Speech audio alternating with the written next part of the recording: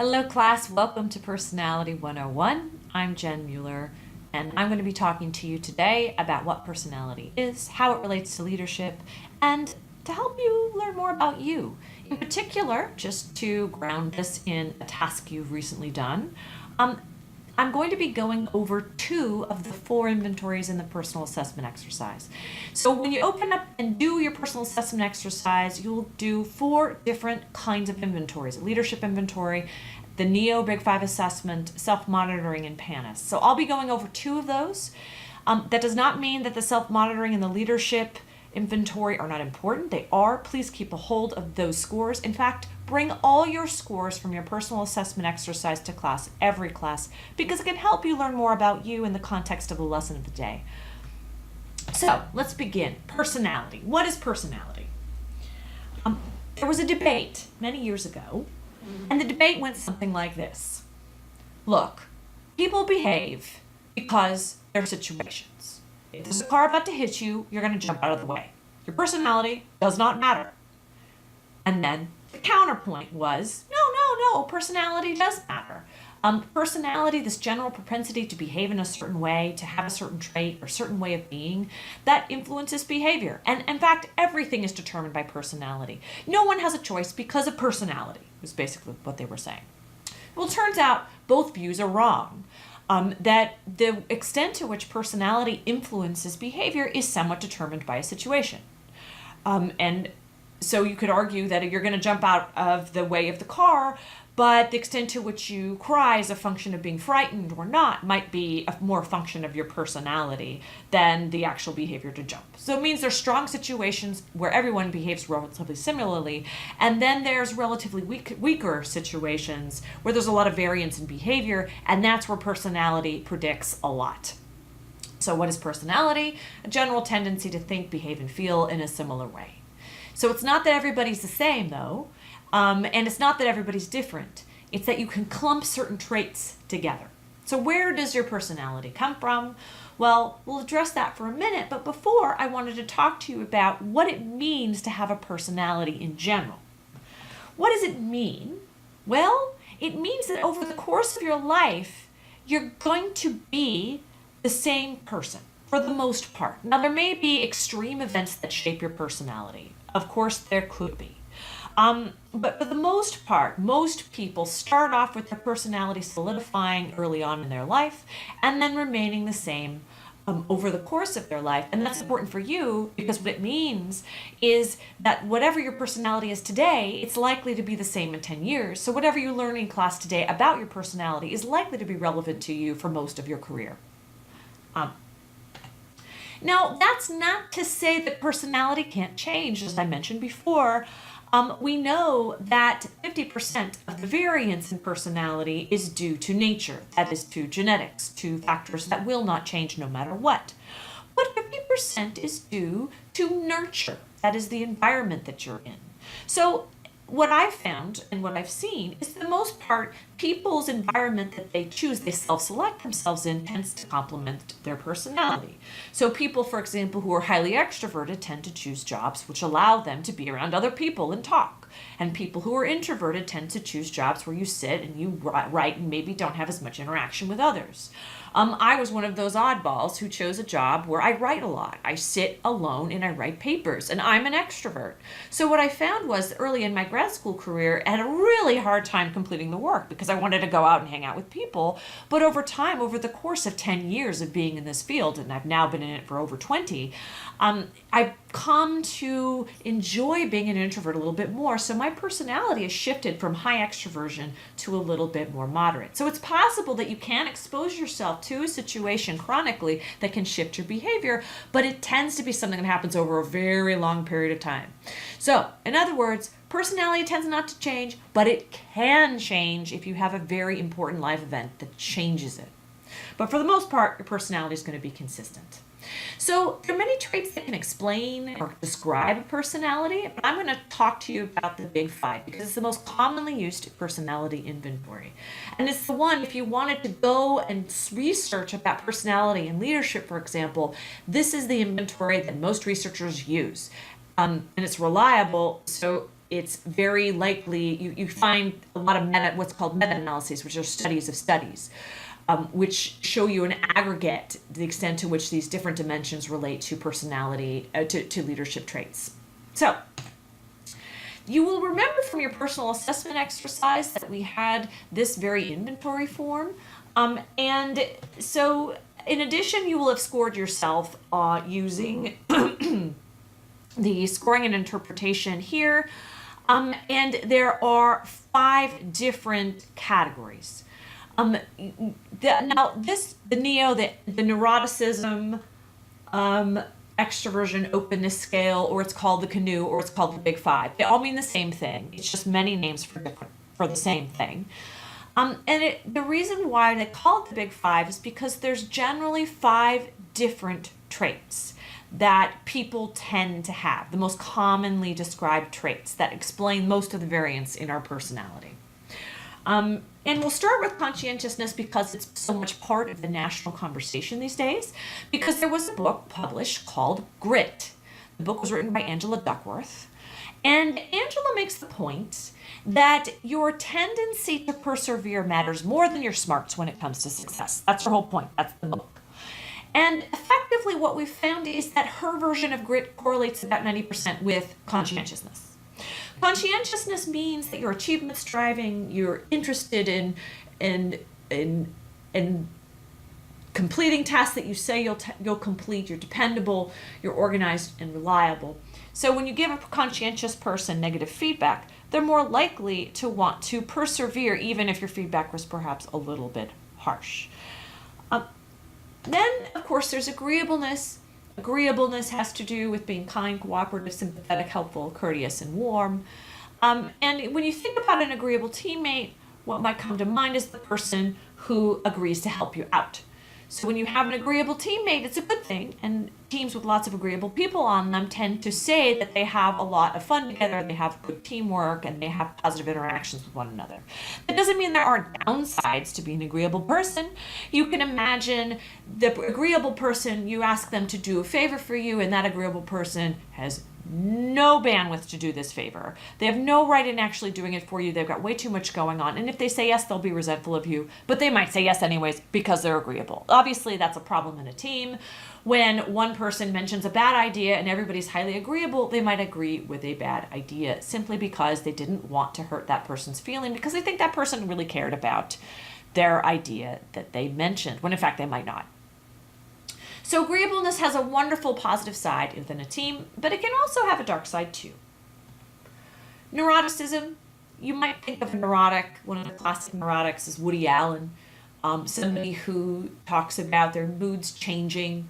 They tend to be moody, nervous. They tend to express negative emotions, is what we find with neuroticism. So what you find with a neurotic is if you get a bad grade in your group and you mention it to the group, your neurotic person is going to be really upset about it. But your person who's low in neuroticism might not show they're upset, might be like, okay, whatever. And that's going to kind of differentiate high and low neuroticism in your teams. Extroversion. So extroversion has also been part of the national conversation. You may have read the book Quiet by Susan Cain, where she talks about introverts have a special power and purpose. And in fact, more and more research is showing how being an extrovert isn't so perfect. It sounds pretty perfect. You're passionate, assertive, bold, and dominant. But I bet you can imagine a situation where extroverts talking a lot might not be so great. And we'll talk about that more in a minute.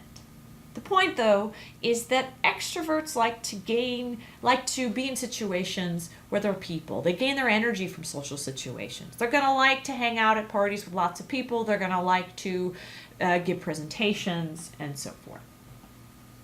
Openness to experience. The best example I can think of is Alice in Wonderland, Curious and Curiouser. And openness to experience really has to do with imagination, intellectual curiosity, and you tend to find that people that are high on this dimension tend to be quite creative. So I want to bring to your attention, now that we've gone through the 5 factors of the NEO, another inventory that you're going to be taking later on in the semester called the Myers-Briggs. Now, the Myers-Briggs is another version of a, let's call it, preference inventory. It does have personality, extroversion, and introversion, but the rest of the stuff you see here, sensing, intuiting, thinking, feeling, judging, and perceiving, are really preferences. And they're not so much about personality, because these other things, sensing, intuiting, thinking, feeling, judging, perceiving, tend to change a lot based on the situation.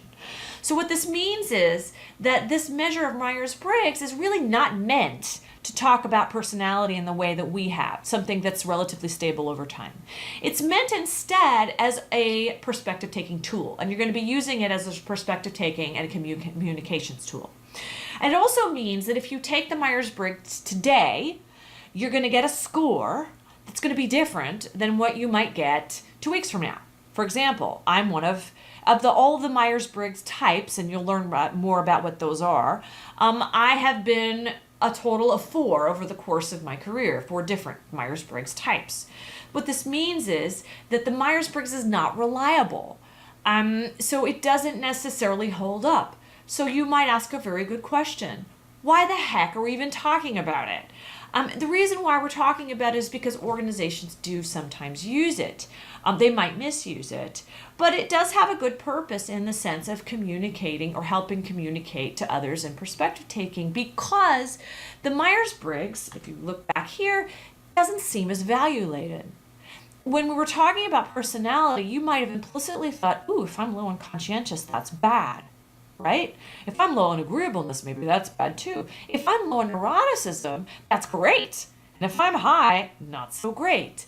And it was that very reason why the Myers-Briggs came to be, because people wanted to come up with an inventory that didn't have the stigma of being any particular type, versus the big 5, being the person who's highly neurotic and admitting that might not be something a person feels comfortable doing.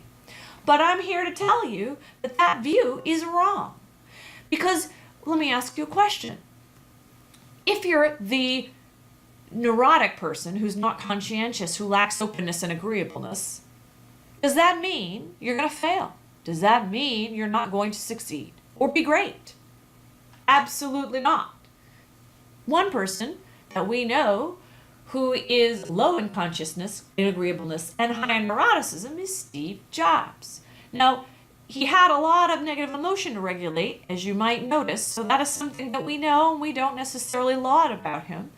But we also know that he's willing to break a rule, which is something that people low in conscientiousness feel more comfortable doing.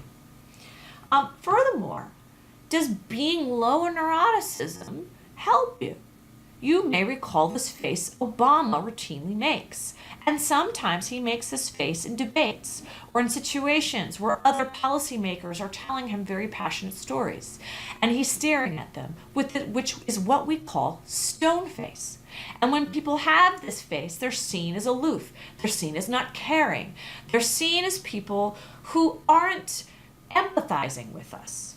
And so you may, in fact, have given someone this face, if you're low in neuroticism, when they're trying to tell you something that's very important to them. And as a result, they may have felt that you didn't care. Imagine a team leader showing this very face to their subordinate as their subordinate talks to them about a really difficult and important problem they're trying to solve and how they need help. That subordinate might feel their team leader doesn't care about them. So in fact, being low in neuroticism has a huge downside when it comes to managing people. And being aware of it, if you're low in neuroticism, can be really helpful in helping you tell others your limitations and help them understand your reactions to their requests for empathy from you. Can you be too conscientious? Can you be rigid? It's possible that high in conscientiousness does in fact have this downside. Furthermore, can you be too open? Like Alice in Wonderland, you can veer off into Wonderland and explore the world as opposed to executing and getting things done. Sometimes when teams decide to get things done and there's a deadline, being exploratory and being open to new ways and saying, look over in this direction isn't helpful and can actually diminish the team's forward momentum. Furthermore, being an extrovert, not always so great. If you're smiling looking at this, you may in fact have experienced or seen someone who has the talking problem. That is, you cannot shut up. You want to talk. And you want to talk even when it's not appropriate that you talk. Like in the instance of being a leader with the team members who are more expert than you are and more knowledgeable perhaps about how to solve a problem. Or a situation where you need to get stuff done and execute, and you're in a team of extroverts who are all talking, and you're the one introverted, conscientious person who's trying to keep them all on track. That's going to be very frustrating for you. So extroverts can have a talking problem. More extroverts on a team can diminish team performance when it comes time to execute. So all this is to say that there's no right or wrong personality. There's no good or bad personality. And when you're managing a team, understanding how to use the various personalities on your team to good effect is in itself a skill. So what type of role would you want to give to your low conscientious person? Would you want to give that person the role of coordinating the group, emailing the group when to meet? Absolutely not. You'd want to give that kind of role to your high conscientious person. What about the person who perhaps keeps the group from veering too far and agreeing on a bad course of action? Maybe you look to your low agreeableness person to actually halt forward group momentum and to play the role of the devil's advocate. That could potentially help your group. So knowing the personalities can help you assign different roles to the team. Now we're going to talk about the PANAS and how it relates to the Big Five, because it does relate to the Big Five. The PANAS tells you your general tendency to feel positive emotions or feel negative emotions. Feelings of emotions is correlated with emotion expression about 0.6 to 0.7. So it's likely if you feel an emotion, you're going to express it. So here's a way to think about emotions. This is called an affective circumplex. You have two dimensions. The first dimension is what's called emotion valence, ranging from pleasant to unpleasant. The second dimension is what's called activation, which is highly activated versus deactivated. And so you can see here that there are emotions which have high levels of activation and pleasantness, such as being enthusiastic and excited, and emotions that have very low levels of activation and pleasantness, such as being serene and calm and content. Importantly, the high activated pleasant emotions are the ones that extroverts tend to experience. So you can see here enthusiastic, excited, elated are what you're going to see an extrovert expressing typically. And a neurotic person, a highly neurotic person, might express hostility, nervousness, and annoyance. But the point of the PANAS is that it captures a broader range of emotions, not just the high activation emotions, but also the deactivated emotions. And what you tend to find is that people who express a lot of positive affect, for example, will express the range of emotions on the pleasantness scale. So they'll express contentment and serenity as well as enthusiasm and excitement. And likewise, negative emotions, they're going to express the range on the unpleasant scale. So what you're going to find is that plotting the kind of positive affect versus negative affect disposition in your group will tell you a lot about the tone of the emotions in the group that you're going to experience. If you have a lot of diversity, a lot of high negative and high positive affect, it's going to be quite a roller coaster ride. You're going to feel a lot of emotions and express a lot of emotions in that group. If you all tend to be low on negative affect and high on positive affect, that group will tell you something about that group's tone going forward and what to expect in the group. And we can talk more about how that relates to specific behaviors, potential pitfalls when we meet as a group. Thanks very much for listening, and I'll see you in class.